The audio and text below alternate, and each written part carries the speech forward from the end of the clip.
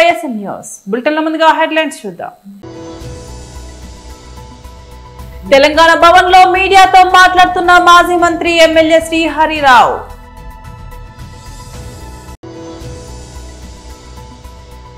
మీడియాతో మాట్లాడుతున్న MP Shri are Krishnaiah.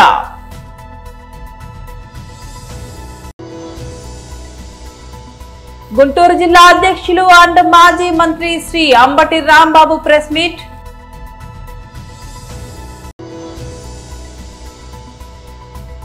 ముఖ్యమంత్రి రేవంత్ రెడ్డికి చేరిన కాళేశ్వరం కమిషన్ నివేదిక. తెలంగాణ భవన్ లో మీడియాతో మాట్లాడుతున్న మాజీ మంత్రి ఎమ్మెల్యే శ్రీ హరీష్ రావు. రాష్ట్ర కేంద్ర ప్రభుత్వాలు కాంగ్రెస్ బీజేపీ నాయకులు పెదవులు మూసుకోవడం వల్ల ఇవాళ ఆంధ్రప్రదేశ్ చంద్రబాబు నాయుడు గారు ఆడిందే ఆట పాడిందే పాట అన్నట్టుగా తయారైపోతా ఉంది. ఒకవైపు కమిటీ ఏర్పాటు అంటూనే ఆంధ్రప్రదేశ్లో ఇవాళ మన రేవంత్ రెడ్డి గారి ప్రభుత్వం లోపాయికారి ఒప్పందం చేసుకొని ఇవాళ ఈ ప్రాజెక్టుకు సహకరిస్తున్న విషయం కూడా మనకు అర్థమవుతా ఉంది. బనకచెర్ల ప్రాజెక్టును కట్టి తీర్తాం అని నిన్న లోకేష్ గారు మాట్లాడారు. ఏ బలం చూసుకొని మాట్లాడుతున్నాడు లోకేష్ గారు అంటే రేవంత్ రెడ్డి బలం చూసుకొని మాట్లాడుతున్నాడు. ఢిల్లీలో బీజేపీ మా చేతుల్లో ఉంది, మేము ఏం చెప్తే బీజేపీ ప్రభుత్వం ఆ పని చేస్తుందని, మా చేతిలో ఎంపీలు ఉన్నారు కనుక, కేంద్ర ప్రభుత్వం మా చేతిలో ఉంది కనుక ఖచ్చితంగా మేము ఆడిందే ఆట పాడిందే పాట అని ఒక ధైర్యంతో ఇలా లోకేష్ గారు మాట్లాడుతూ ఉన్నారు. మరి లోకేష్ గారు ప్రాజెక్ట్ కట్టి తీర్థం, అనుమతులు తెచ్చి తీర్థం అని ఆయన మాట్లాడితే రాష్ట్ర కాంగ్రెస్ ప్రభుత్వం ఎందుకు ఈరోజు ఇప్పటివరకు స్పందించలేదు? ఎట్లా కడతావు, మా తెలంగాణ హక్కుల సంగతి ఏంది అని ముఖ్యమంత్రి మాట్లాడాడు, నీళ్ల మంత్రి మాట్లాడాడు, కాంగ్రెస్ పార్టీ నుంచి కూడా ఎవరు మాట్లాడరు.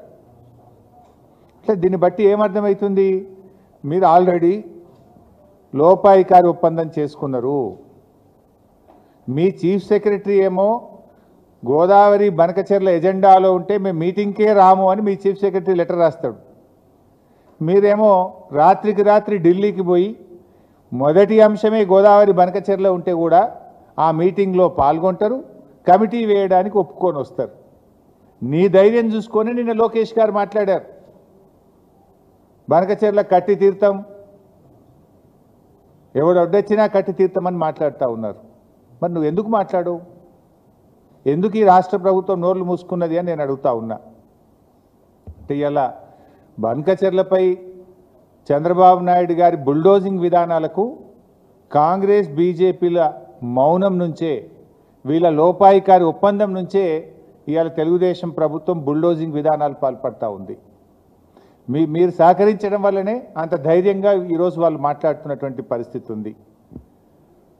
రేవంత్ రెడ్డి ఏం మాట్లాడుతుండు ఉల్టా? ఒకవైపు ఏమో లోకేష్ మేము బనకచెర్ల కట్టి తీరుతాం, ఎవడు అడ్డొస్తాడో రండి, ఎవడు అడ్డొచ్చినా మేము అనుమతులు తెస్తాం అని ఒకవైపు లోకేష్ మాట్లాడుతుండు. రేవంత్ రెడ్డి ఏం మాట్లాడుతుండు? అసలు వాళ్ళు బనకచెర్ల కడతామంటే కదా నేను అడ్డు చెప్పేది అంటుండు. మనం ఏమన్నా ఢిల్లీలో బనకచెర్ల ప్రాజెక్టు వాళ్ళు కడతామంటే కదా నేను అడ్డు చెప్పేది అని చంద్రబాబు నాయుడు పేలవంగా బేల ముఖం వేసుకొని మాట్లాడుతుండు. వాడు కట్టే తీరుతా, ఎవడు అడ్డం వస్తాడో రండ్రబై, నేను అనుమతులు ఎట్లా దేవాలనో నాకు తెలుసు అని వాడు మాట్లాడుతుండు. మీడియాతో మాట్లాడుతున్న ఎంపీ ఆర్ కృష్ణయ్య. మీడియా మిత్రులకు అందరికీ నమస్కారం. ఈరోజు ముఖ్యంగా ఈ మీడియా సమావేశం దేని గురించి అంటే, రేపు ఇందిరా పార్క్లో కామారెడ్డి బీసీ డిక్లరేషన్ పేరిట కాంగ్రెస్ పార్టీ ఆ రోజు అధికారం రావడానికి బీసీలకు ఇచ్చిన హామీలు ఒక్కటి కూడా నెరవేర్చకుండా 2 సంవత్సరాలు దాదాపు దగ్గరికి వస్తుంది, ఒక్కటి కూడా నెరవేర్చకుండా 42% స్థానిక ఎన్నికలలో కానీ కుల వృత్తులకు ఇస్తామన్న వివిధ పథకాల ద్వారా ఏవి కూడా నెరవేర్చకుండా మళ్ళీ ఉల్టా 42% మేము ఇవ్వడానికి వస్తే బీజేపీ పార్టీ అడ్డుకుంటుంది అని ఒక గ్లోబల్ ప్రచారం చేసుకుంటూ ఆయనకు చేయడానికి ఇష్టం లేదు, ఆయనకు చేయడం ఒకటే ఇష్టం, అలా ముస్లింలకు ఎక్కువ పర్సెంట్ బీసీలో చూపించి వాళ్ళకు ఈ పథకం వర్తింపజేయాలనేది ఒకటే తప్పించి దీన్ని దేశమంతా ఒక గ్లోబల్ ప్రచారం చేయాలి. ఢిల్లీలో ఆయన, ఇక్కడ కవితమ్మ, ఈ ఇద్దరి ఆడుతున్న డ్రామాలను 10 సంవత్సరాలు ఆయనది, ఈ 2 సంవత్సరాలు ఈయనది.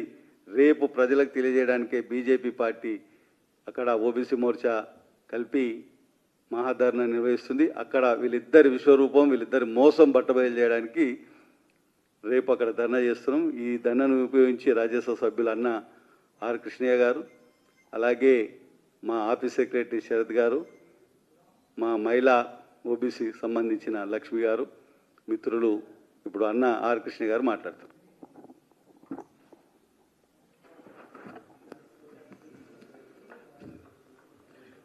మీడియా మిత్రులకు నమస్కారం.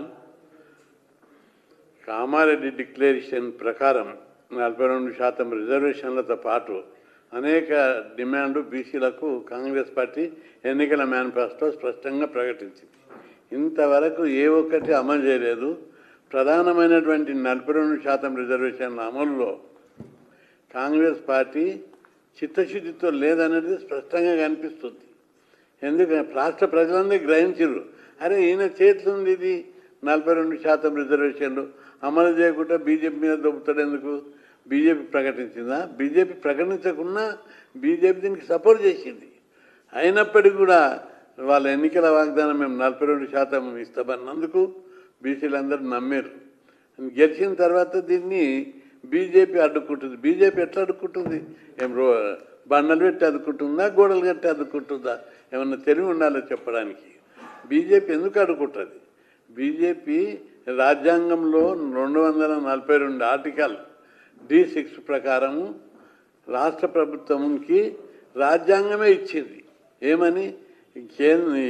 స్థానిక సంస్థల్లో బీసీ రిజర్వేషన్లను నిర్ణయించే అధికారం రాష్ట్ర ప్రభుత్వాలకు ఇస్తూ కేంద్రము రాజ్యాంగాన్ని 73, 74వ రాజ్యాంగం సవరణలో స్పష్టంగా పేర్కొన్నది. ఇప్పటికి 10 సార్లు చెప్పినాం, మీటింగ్ పెట్టినప్పుడు కూడా చదివి వినిపించినాం. రాజ్యాంగంలో ఏముంది, మీరు ఏం చేస్తున్నారని చదివి వినిపించినాం. ఇప్పుడు కూడా చెప్తున్నాం, మీరు అనవసరంగా బీజేపీ మీద బురద చల్లడానికి చేయనిక చేత కాక మీరు దేనికి చేతనైతే లేదని నేను స్పష్టంగా చెప్తున్నా. మీకు చేసే అవకాశం ఉంది. జ్యూవరీ అసెంబ్లీలో బిల్లు పాస్ అయింది. గుంటూరు జిల్లా అధ్యక్షులు అండ్ మాజీ మంత్రి శ్రీ అంబటి రాంబాబు ప్రెస్ మీట్ నిర్వహించారు.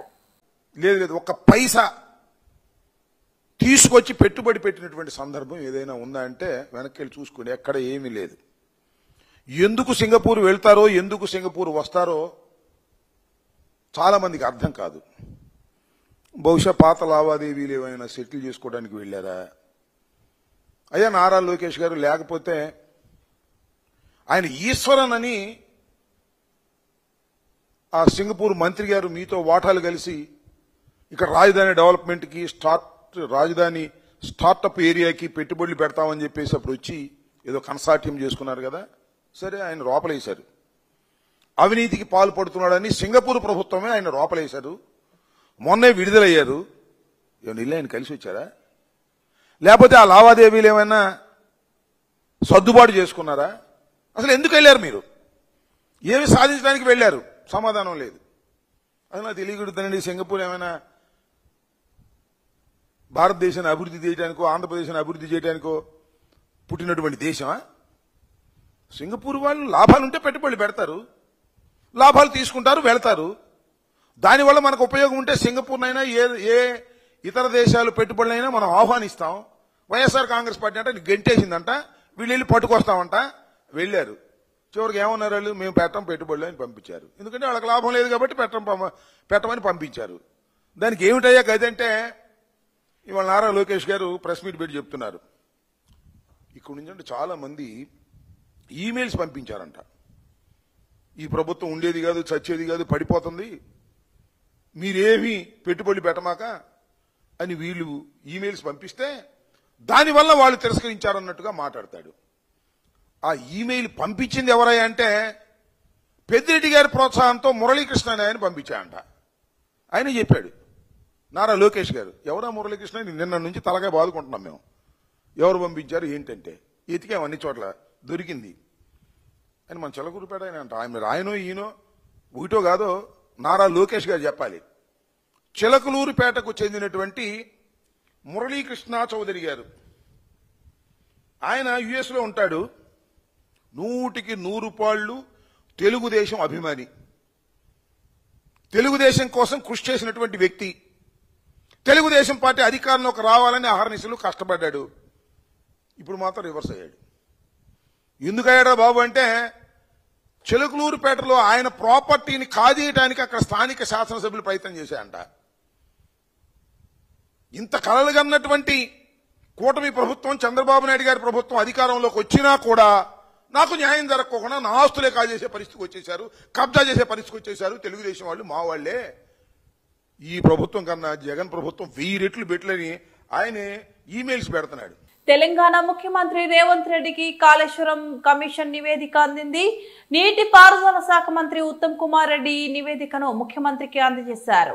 కాళేశ్వరం ప్రాజెక్టుపై జస్టిస్ పిసి ఘోష్ న్యాయ విచారణ చేపట్టారు.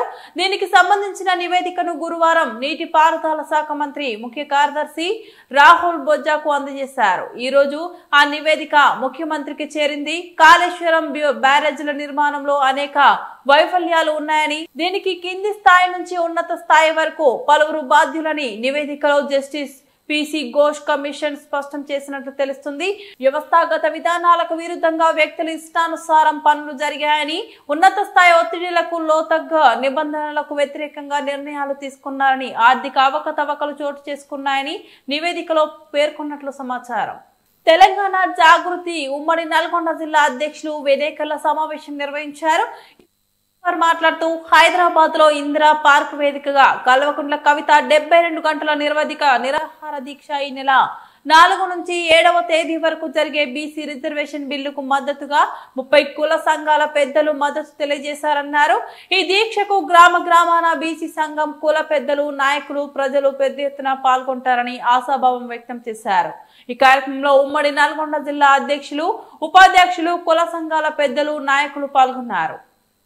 ఉదయం 10 గంటల నుంచి 7వ తారీఖు నాడు ఉదయం 10 గంటల వరకు 72 గంటల నిరవధిక నిరాహార దీక్ష చేస్తా ఉన్నారు. ఎందుకంటే కామారెడ్డిలో బీసీ డిక్లరేషన్ గురించి కాంగ్రెస్ పార్టీ ఇచ్చిన హామీ మోసపూరితమైన హామీని ఎండగడుతూ ఇలా ఖచ్చితంగా మీరు ఇచ్చిన హామీని నిలబెట్టుకోవాలని ఇలా కవితక్క గారు బీసీలకు 42% రిజర్వేషన్లు, విద్యా ఉద్యోగ రంగాలలో 42% రిజర్వేషన్లు సాధించేంత వరకు అలుపెరగని పోరాటం చేస్తున్న కవితక్క గారు దీన్ని ఖచ్చితంగా కాంగ్రెస్ పార్టీ చేసే అవకాశాలున్నా చెయ్యకుండా మోసం చేస్తున్నా దాన్ని ఎండగడుతూ ఇలా 4వ తారీఖు నుండి 7వ తారీఖు వరకు 72 గంటల నిరవధిక నిరాహార దీక్షను ఇందిరా పార్క్ వేదికగా చేస్తున్నారు. కాబట్టి మన సూర్యాపేట జిల్లా సబ్బండ వర్గాలకు, బీసీ నాయకులకు, బీసీ బాంధవులకు అందరూ కూడా పెద్ద ఎత్తున తరలి వచ్చి ఆ యొక్క మహాసభను విజయవంతం చేయాల్సిందిగా ప్రతి ఒక్కరికుండా వేడుకుంటా ఉన్నాను.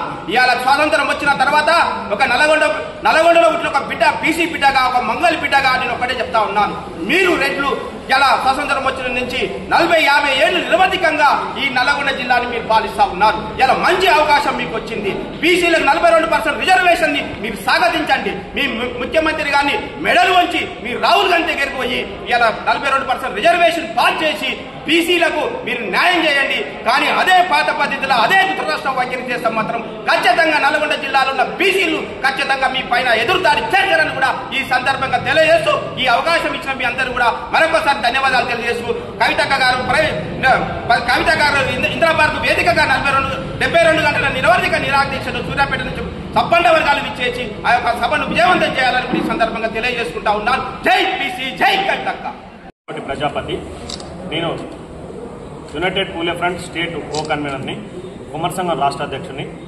ఈరోజు సూర్యాపేట జిల్లాలో విలేకరుల సమావేశం పెట్టడం గల కారణం ఏంటంటే, తెలంగాణ రాష్ట్రంలో ఉన్న బీసీలో జనాభా ప్రకారం మేమెంతనో మా వాటంతా అని చెప్పేసి మేము 18 నెలలుగా తెలంగాణ రాష్ట్రంలో తెలంగాణ జాగృతి అధ్యక్షురాలు కల్వకుంట్ల కవితక్క గారు తెలంగాణ యునైటెడ్ పూలే ఫ్రంట్ ఆధ్వర్యంలో పనిచేయడం జరుగుతుంది.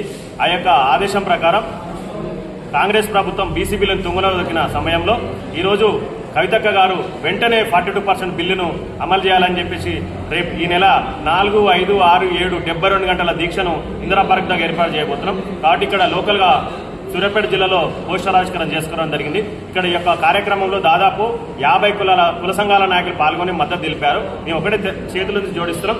మీ తెలంగాణ రాష్ట్రంలో బీసీలకు 42% కాంగ్రెస్ పార్టీ పెట్టడం లేదని చెప్పేసి మీ బీసీలో మోసం చేసే తరుణంలో కవిత గారి దీక్షకు సూర్యాపేట జిల్లాలో ఉన్నటువంటి ప్రతి కుల సంఘ నాయకులు గ్రామం, మండలం, జిల్లాకెళ్లి ప్రతి గ్రామాన జాతరకెళ్లిన తరలి వెళ్లే విధంగా కవిత గారికి వచ్చి మద్దతు తెలపాలని కోరుకుంటాం. జై తెలంగాణ, జై కవితక్క, జై బీసీ. మదనపల్లి డీఎస్పీ మహేంద్ర విలేకరుల సమావేశం స్థానిక వన్ టౌన్ లో జరిగిన ప్రెస్ మీట్ లో నిర్వహించారు. డీఎస్పీ మహేంద్ర మాట్లాడుతూ మదనపల్లి అంకిశెట్టిపల్లి వద్ద బుద్ధుడి విగ్రహం ధ్వంసం కేసు ఇన్వెస్టిగేషన్ దాదాపు పూర్తయిందని, కేసుపై ఆగస్టు 9న మదనపల్లిలో బాస్ నాయకులు నిర్వహించే తలపెట్టిన ఆందోళన కార్యక్రమాలకు ఎలాంటి మద్దతు ఇవ్వలేదని డీఎస్పీ మహేంద్ర స్పష్టం చేశారు. ఇప్పటికే బుద్ధుడి విగ్రహం ధ్వంసం కేసును పక్కన దోవ పట్టిస్తున్నారని, సోషల్ మీడియాలో చెడు ప్రచారం చేసిన వారిపై సైబర్ క్రైమ్ కేసు అయిందని డీఎస్పీ తెలిపారు. రిలీజ్ చేస్తున్నాం, మీకు కూడా ఇది ప్రెస్ నోట్ లో అందజేస్తాము.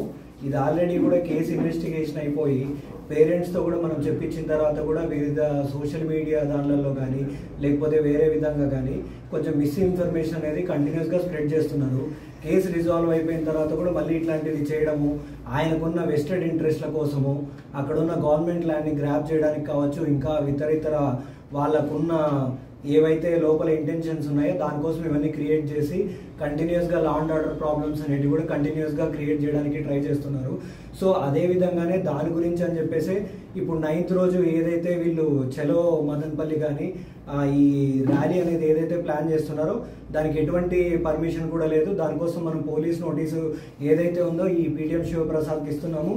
ఆయన కాకోకుండా ఇంకా మిగిలిన ఎవరైతే 19 మంది మనం ఐడెంటిఫై చేశామో వాళ్ళందరికీ కూడా సర్వ్ చేస్తాం, ఇన్ పర్సన్ కూడా ఇస్తాం, రిజిస్టర్డ్ పోస్ట్ ద్వారా కూడా మనం అందిస్తాము. అది కాకోకుండా ఇంకా ఎవరైనా దీని అసోసియేట్స్ కానీ ఎవరైతే ఉన్నారో వాళ్ళకు కూడా అందించడం జరుగుతుంది. సో ఇదంతా కూడా మీడియా ద్వారా మేము చెప్పేది ఏంటంటే ఫైనల్గా ఇది ఏదైతే 9th రోజు ఈ చలో మదనపల్లి అనే దానికి ఎటువంటి పర్మిషన్ కూడా లేదు. డెఫినెట్గా ఎవరైనా కానీ చట్టం చేతిలోకి తీసుకొని లేదంటే చట్ట వ్యతిరేకంగా కానీ ఏదైనా చేశారంటే మాత్రం డెఫినెట్గా చట్టపరమైన చర్యలు చాలా కఠినంగా ఉంటాయని కూడా మీడియా ముఖంగా నేను తెలియజేస్తున్నాను. Thank you. సోషల్ మీడియా ఇప్పుడు డెఫినెట్గా ఏమవుతుంది, ఆ కేసు ఇన్వెస్టిగేషన్ అయిపోయి ఈవెన్ పేరెంట్స్ కూడా వచ్చి చెప్పిన తర్వాత కూడా మిస్ఇన్ఫర్మేషన్ అనేది స్ప్రెడ్ చేస్తున్నారు. డెఫినెట్గా దానిపైన సైబర్ కేసులు కూడా సోషల్ మీడియా కేసులు కూడా పెట్టడం జరిగింది. డెఫినెట్గా ఇట్లాంటివి కూడా ఇంకా ఇట్లాంటివి ఏదైనా కానీ డెఫినెట్గా మిస్ఇన్ఫర్మేషన్ అనేది సోషల్ మీడియా ద్వారా స్ప్రెడ్ చేస్తే మాత్రం డెఫినెట్గా దానిపైన చట్టపరమైన చర్యలు ఉంటాయి, కేసులు కూడా ఉంటుంది, దానిపైన ఇన్వెస్టిగేషన్ కూడా ఉంటుంది. సైబర్ ఎవరైతే ఇప్పుడు ప్రెస్ మీట్లు పెట్టేసి మిస్ఇన్ఫర్మేషన్ స్ప్రెడ్ చేస్తున్నారో వాళ్ళపైన సోషల్ మీడియా కేసులు కూడా పెట్టడం జరిగిందండి. లక్షలాది రూపాయలు వెచ్చించి సాగు చేసిన టమాటో పంట ధ్వంసం చేయడం దురదృష్టకరం. రామసముద్రం మండలం గొల్లపల్లిలో రైతు హరికృష్ణ టమాటా పంటను ధ్వంసం చేసిన దుండగులు పరిశీలించిన మదనపల్లి వైసీపీ సమన్వయకర్త నిసార్ అహ్మద్, వైసీపీ నాయకులు. మార్కెట్లో టమాటాకు భారీ డిమాండ్ ఉండగా ఆ పంటతో తన కష్టాలు తీరుతాయనుకున్న వైసీపీ మద్దతుదారుడైన రైతుకు చెందిన పంట ధ్వంసం చేయడం ఎంతవరకు సమంజసమని మదనపల్లి వైసీపీ సమన్వయకర్త నిసార్ అహ్మద్ ప్రశ్నించారు. టమాటా పంట మరికొన్ని రోజుల్లో చేతికొచ్చే సమయంలో పంటను నాశనం చేయడంపై తీవ్ర ఆవేదన వ్యక్తం చేశారు. మదనపల్లి నియోజకవర్గం రామసముద్రం మండలం మూగవాడి పంచాయతీ గొల్లపల్లిలో రైతు హరికృష్ణకు చెందిన టమాటా పంట మొక్కలు ఏపుగా పెరిగి ఉన్న తరుణంలో గుర్తు తెలియని వ్యక్తులు టమాటా మొక్కలు పీకేసి తీరని నష్టాన్ని మిగిల్చారు. బాధిత రైతు రామసముద్రం మండలంలో నిసార్ అహ్మద్ బాబు షూరిటీ మోసం గ్యారంటీ కార్యక్రమం చేపట్టిన సమయంలో రైతు హరికృష్ణ నిసార్ అహ్మద్ కు తమ గోడు వెళ్లబోసుకున్నారు. స్పందించిన నిసార్ అహ్మద్ వెంటనే స్థానిక వైసీపీ నాయకులతో కలిసి రైతు హరికృష్ణ పొలంలోని టమాటో పంట పరిశీలించారు. ఈ సందర్భంగా నిసార్ అహ్మద్ మాట్లాడుతూ ₹1,00,000 వరకు పెట్టుబడి పెట్టి టమాటాను సాగు చేస్తే పంట చేతికొచ్చే సమయానికి గుర్తు తెలియని దుండగులు గురువారం రాత్రి ధ్వంసం చేశారని రైతు హరికృష్ణ తెలియజేయడం జరిగిందని వివరించారు. ఖర్చుకుని ఈ విధంగా చేసినని కూడా రైతు వాపోతున్నారు. దీనికి ముఖ్య ఉద్దేశం ఈ రకంగా రైతులు ఆల్రెడీ నడుములు విరిగిపోయినాయి, ఆల్రెడీ వాళ్ళ పరిస్థితి దయనీయంగా ఉంది. యాడో అప్పులో సొప్పుల్లో బ్యాంకులో లోన్లు తీసుకుని వచ్చి బంగారం కుదవబెట్టి ఈరోజు వాళ్ళు ఈ రకంగా పంటలు పెట్టుకుంటే దీన్ని కూడా రాజకీయ కక్షతో ఈ రకంగా చేయడం చాలా దుర్మార్గం, చాలా చాలా దురదృష్టకరం. మేము కూడా వైఎస్ఆర్సీపీ కాంగ్రెస్ పార్టీ తరఫున దీన్ని తీవ్రంగా ఖండిస్తూ ఉన్నాం. ఏ రోజైనా రైతుల పక్షంలో నిలబడేది వైఎస్ఆర్ కాంగ్రెస్ పార్టీనే. అధికారంలో ఉన్నా లేకపోయినా వాళ్ళ వెంట మేము ఉంటాం. ఈ విషయం వినిన వెంటనే మేము ఆ మీటింగ్ కూడా పక్కన పెట్టేసి నీట్గా ఇక్కడ వచ్చేసి ఈ ఫీల్డ్ కూడా ఇన్స్పెక్ట్ చేయడం జరిగింది. మాతో పాటు మన సిఎస్ రామజాని గారు కానీ, కేశవరెడ్డి గారు కానీ అంతా మన వైఎస్ఆర్సీపీ శ్రేణులందరూ ఇక్కడ వచ్చి సైట్ను విజిట్ చేస్తాము. చాలా బాధపడుతూ ఉన్నాం. మేము కోరుకునేది ఒకటే, కన్సర్న్ ఆఫీసర్స్, పోలీస్ డిపార్ట్మెంట్ కానీ, అదేవిధంగా రెవెన్యూ డిపార్ట్మెంట్ కానీ ఈ సైట్ను విజిట్ చేసి ఆయన ఖచ్చితంగా న్యాయం చేయాలా. మేము కూడా ఈ నష్టాన్ని మేము హైకమాండ్ దృష్టికి, మా జగన్మోహన్ రెడ్డి గారి దృష్టికి, అదేవిధంగా మా డిస్టిక్ దీనికి క్యాడర్ డిస్టిక్ కూడా తీసుకొని పోతాము. ఖచ్చితంగా మా వంతు సహాయం మేము చేస్తాము. మీరు కూడా ఇట్లా నష్టపోయిన వాళ్ళకు ఎవరు ఇలా నష్టం చేసినారో వాళ్ళకి ఖచ్చితంగా శిక్ష చేసి ఫర్దర్ ఇట్లా ఇన్సిడెంట్ జరగకుండా మన పోలీస్ డిపార్ట్మెంట్ కానీ, రెవెన్యూ డిపార్ట్మెంట్ కానీ చేస్తారని సందర్భంగా కోరుకుంటున్నాం. బులెటిన్ ముగించే ముందు మరోసారి హెడ్లైన్స్ చూద్దాం. తెలంగాణ భవన్ లో మీడియాతో మాట్లాడుతున్న మాజీ మంత్రి ఎమ్మెల్యే శ్రీహరిరావు.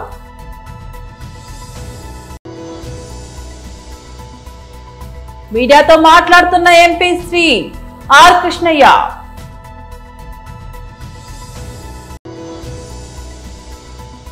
గుంటూరు జిల్లా అధ్యక్షులు అండ్ మాజీ మంత్రి శ్రీ అంబటి రాంబాబు ప్రెస్ మీట్.